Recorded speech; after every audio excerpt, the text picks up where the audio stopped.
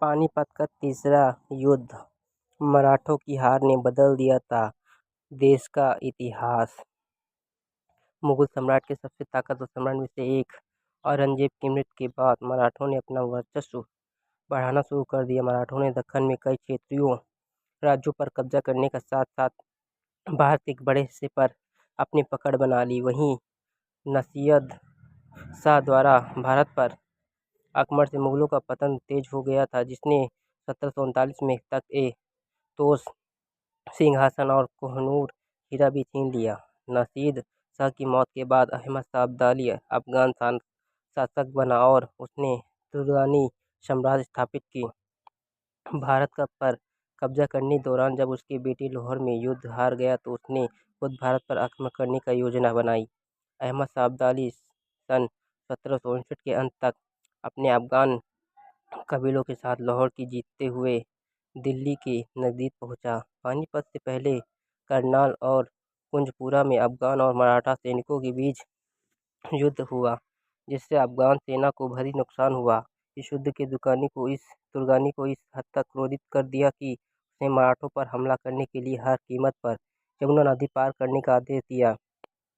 दोनों सेनाओं के बीच महीनों तक छोटी छोटी लड़ाइयाँ चलती रही, जिसके बाद दोनों पक्षों की सेनाएं अंतिम हमले के लिए एकजुट हुई। इस दौरान मराठा सेना का खाना लगभग खत्म हो गया था।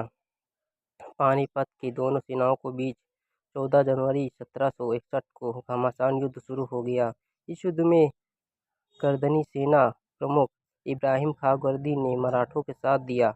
वहीं औरंगाबाद के अफगान रोहिल्ला और अवध के नवाब सिराजुद्दौला ने अहमद शाह अब्दाली का साथ दिया। मराठों की रसद नहीं मिल पा रही थी, जिससे उनकी सेना में भूखमरी फैल गई। वहीं अहमद शाह अब्दाली को अवध और रेलूर खंड की रसद की आपूर्ति हो रही थी।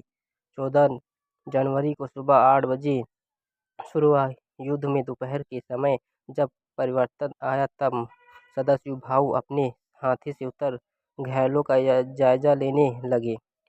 उधर जब बाकी मराठा सरदारों ने देखा कि सदाशिवभाऊ अपने हाथी पर नहीं है तो पूरी सेना में हड़कंप मच गया, जिससे सेना का कमान न होने के कारण पूरी सेना में अफरा तफरी मच गई और सारे सैनिक भागने लगे। इसी भागदौड़ में सैकड़ों सैनिक मारे गए। इस युद्ध में शाम तक आते आते पूरी मराठा सेना खत्म हो गई। अब्दाली ने इस मौके को सबसे अच्छा मौका समझा और अपने रिजर्व 15 जो अपने सैनिक बचे हुए थे 15,000 सैनिकों को युद्ध में उतार दिया। अफगान सेना ने मिलकर बच्चे कुचे मराठा सैनिकों को जो सदाशिवभाऊ के नेतृत्व में लड़ रहे थे उन्हें खत्म कर दिया। इस युद्ध में बड़े मराठा सरदार जैसे विश्वासराव पेशवा, सदाशिवभाऊ तथा जानकोज के सिंधिया भी मारे गए। इब्राहिम खान गर्जी भी मराठा तोपखाने की कमान संभाले हुए थे, इनकी भी इस युद्ध में मौत हो गई। इतिहासकारों के अनुसार इस युद्ध में 1 लाख से ज़्यादा लोग मारे गए थे। पानीपत की तीसरी लड़ाई में भारत ने सत्ता के समीकरण बदल दिए। इस युद्ध के दौरान मराठों की सेना में अनुशासन की कमी थी। इंदौर के महाराजा मल्हारराव होलकर व ग्वालियर के महाराज सिंधिया की भाऊ साहिब के अच्छे संबंध नहीं थे। मल्हारराव होलकर ने पानीपत के दौरान सुस्ती दिखाई और जब मराठों की हार हुई तो अफगान सेना के सहित भाग। वही अहमद शाह अब्दाली की सेना में कड़ा अनुशासन था। अगर आपको हमारी जानकारी अच्छी लगी तो हमारे चैनल सब्सक्राइब करें, कमेंट करें, लाइक करें।